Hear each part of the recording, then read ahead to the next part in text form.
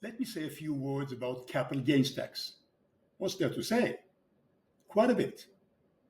First off, my style of investing involves paying capital gain tax, hopefully lots of it. Not all investing does. Warren Buffett and Charlie Munger, for example, prefer to hold the same stocks for years and years so the stock compounds peacefully without the government eating periodically a piece of it in tax. Why don't I invest like that? Well, sometimes I do. I do have a few long-term stocks. But most often than not, I like to invest in cyclical multi-baggers, as you know, those stocks who go boom bust, preferably predictably, where I can get a big multi-bag from bottom to top over less than 4 to 5 years, then sell, pay the tax, and look for the next one. Oh yes, pay the tax. But why talk about it now? For two reasons. First, because soon comes tax season. But second, because sometimes over the next 3 to 6 months, or maybe now, though I doubt it'll be 9, we are likely to have a generational top in the stock market, and then the market will likely plunge 80%, maybe more. After that, again, in my opinion, the market top will not be seen again in 20 or 25 years. Yes, just like 1929, whose market top took 25 years to recur. It's a very extreme call, isn't it? Yes, it is. Very. But based on what? It's based on the most important factor in the stock market today, by far. And which factor is that? The extraordinary long run of the negative yield curve. The difference between short-term rates and long-term rates. When the yield curve is negative, the economy becomes fragile because the Fed is stingy, and then the economy cracks, and then the market cracks. So how long has the yield curve been negative to date? Well, until the yield curve blipped up into positive a month ago, it has been negative for more than 690 days, almost 2 years. This is longer than it took a negative yield curve to reinvert in 1928 to 1929. Yes, just before the big Wall Street crash and the big depression. Yes, that depression. But why does it matter today, you may ask? Because the length of the yield curve negative run has always been directly proportional to the depth of the following market decline. Therefore, in my opinion, the coming market fall will be as deep as in 1929, down 80% from the peak, maybe more. As simple as that. What does that mean for you? It means that if you are invested at the bear market's bottom, you would need to quintuple your money just to break even. Let's make 5 times your money to get back to where you was before. In 1929, it took 25 years to get even. I believe it will be similar now also from the market peak. Can you see yourself waiting 25 years to get your money back? I can't. But you may say, why not sell now? If I see a peak coming, why wait? There are 3 reasons. First, there's a ton of cash on portfolios of OPM runners, that those who run other people's portfolio, which they must plow in to keep up with the market rise just to keep their job. Why is that? Because right now, 90% of professional OPM runners are lagging the market's bull run because they have been fearing a crash for 2 years and so kept a big slug of cash position. However, as the market keeps shooting up and up and up without them participating, they realize they must buy to keep their job because they always have to outperform the market.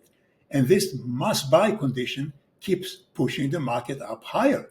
So that's one reason. Second, just before she departed, Treasury Secretary Janet Yellen has printed a ton of T-bonds to help re-elect Brandon, which the poor Federal Reserve Board now must buy, and the cash this generates will go into portfolios of OPM runners, and then eventually into the market because they will have to buy. This can be seen from the QRA, by the way, the quarterly refinancing announcement, which Treasury prints periodically. But third reason, there's still a ton of fear in the market, which hasn't yet turned into euphoria, and the market never peaks without euphoria. Right now, the fear means the OPM runners will still keep cash in their portfolios, which are, you got it, rocket fuel for this rising market. Based on all this, I can see a market top coming up soon. Why only soon? Why not now?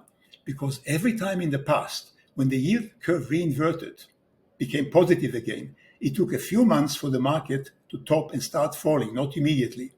This means the top can be any time from June to year end, although I think it's going to be roughly in the middle. How high will the market rise be? You already know my view. Based on the QRA levels and the level of cash in OPM runners, I think we can see mid 7,000 on the S&P, about 75, 7,600, which is 25 to 30% up from here. I would hate to miss it. Some lower cap stocks can rise perhaps even more because they're so volatile. By that time, though, the current fear will very likely transform into euphoria. Based on what? The usual. Trump is a genius. He has made other nations pay tariffs for the right to sell into the US, and he's going to cut taxes. Hooray! Or Elon Musk is a genius, and he has been cutting government costs. Double hooray! Or the Fed is a genius, having engineered a soft landing while quenching inflation. Or all retail investors are geniuses, like you and me, and can invest well against all others in the market. In fact, the last is beginning.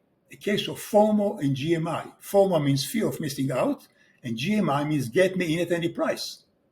When the euphoria reached a peak, the fear and greed index, which today is at 40, clean fear, will likely be at 90, and the S&P 500 at 7,500 or a bit more. This, in my opinion, with euphoria, will be the time to sell, but not yet. But sell and do what? Go into cash, preferably US cash, and US T-bonds. Why bonds? Because if I'm right, a big if, what's coming next year is not inflation, but yes, like in 1929, deflation, with the economy going into the tank, in a tailspin. And with no demand for money, 10-year rates will go from 4.6% now to zero. Yes, zero. With T-bill rates going negative, like in Europe did a few years ago, and unemployment in the US and Canada going to the mid-teens, maybe high teens. In other words, an economic debacle. With rates plunging, bonds will fly. But why the US dollar? Because at such a time, everyone around the globe will flee to safety, which means the US government T-bonds. What about the rest of the world? It will be worse than the US. And the US itself will be in a bad way, not least because the departing Janet Yellen has left plenty of economic time bombs for Trump, and this will blow up one by one. This, at least, I'm told by informers around Washington who decline to be more precise than that. In short, this will be the time to be in cash and in bonds. How high can US bonds go? The standard formula, as by my trusty AI, Perplexity, is a decline of 4.5% in 10-year rate. If it happened over a year and a half, will boost the TLT, the long bond ETF, from the current 89 to 180. And if there's a panic, as the S&P whistles down to 1.5 grand, that's down 80% from a peak of 7.5, we could see 190 or even 200 on the TLT, which again is 89 today. Not bad for a year and a half investing, is it, when the market declined 80%? If my call is right, that is, which of course it may not be. Now what about capital gain tax, which I started with? Well, if you have a big capital gains, then sometimes during the year, when the S&P rises to the mid-7, think seriously of selling. This sounds easier said than done. Here's why.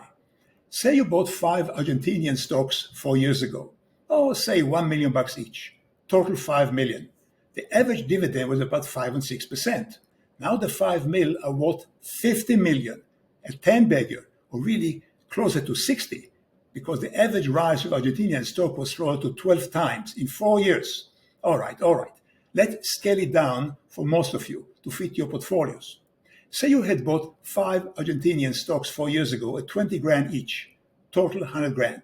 Today, your 100 grand is worth a cool mil, maybe 1.2 mil, which by the way may grow bigger still by June, July, August to market peak. Now, assume the market peak is in June this year, and you sell then, plus minus 1 or 2 months. You will then owe 25% of your gain of 900 grand, or about 225 grand. I'm using the Canadian capital gain rate. Should you sell and pay this huge tax? This, of course, depends on whether you think the rocketing stocks have peaked, because if they haven't, you can let them run and compound your money with the yet unpaid capital gain tax too. So, have Argentinian stocks peaked? That's of course up to you to find out via sleuthing. You know how to sleuth, just in my books. But say you decide to sell. You now have 1 million in cash, of which 225 grand aren't yours. What to do with it with this cash? I already said that the cash, that's the 1 mil, better be invested in T-bonds. But all of it? What of the 225 mil you owe the revenuers? So the 225 grand you owe the revenuers? This money, remember, will be owed only April 2026, almost a year ahead. So why not invest it too meantime? If you do, and bonds do fly, this piece could double too. You then pay the 225 and keep the other 225 bonus due to the TLT doubling. If you keep it double, on the other hand, you'll miss this double. Should the capital gain tax cash be idle? If you ask me, the answer is yes. In my opinion, your capital gain tax liability should be kept away from the market in T-bills. Why? Because the cash is no longer yours. It belongs to the government. So put it in T-bills, not bonds, T-bills, and collect interest. But don't touch the principal. Even if you assume my TLT call is solid, because if I'm wrong, and I could be, and rates rise to 10%, the TLT could be halved or worse, and then you may not have enough of the revenues to pay tax. What would happen then? If you were Willie Nelson or Barbra Streisand, you'd throw in a concert. And what? You see, entertainers who make millions usually live high and spend it all, and so often they forget about the tax they owe. Because heck, they'll just make more money next year and pay it, won't they? But sometimes they don't. And then you hear about Willie Nelson doing one more concert, or Barbra Streisand selling her collection of stickly furniture to pay taxes. And when they don't sell well, then she does a concert. Or Wesley Snipes almost going to jail because he owes tax. Don't get into the situation. Put aside the capital gain tax cash you owe in T-bills. Next year, 2026, can be just as bad as 1930 proved to be, in 1931, in 1932, all together. How sure am I? There's never 100% certainty, but as the negative yield curve has just finished a historically long run, and if you hold on to some big multi-baggers, by mid-year, it may not be a bad idea to let someone else have the final bags. See? That's all for today. Please let me know in a comment below what you think of the above, and if you like it, subscribe and forward it to all your subscribers and friends that they subscribe to, and buy my books, The Sleuth Investor, The Advanced Sleuth Investor, and if you like them, give them a review on Amazon, which I hope will be a good one. I'll see you next time, and meantime, thank you very much for watching.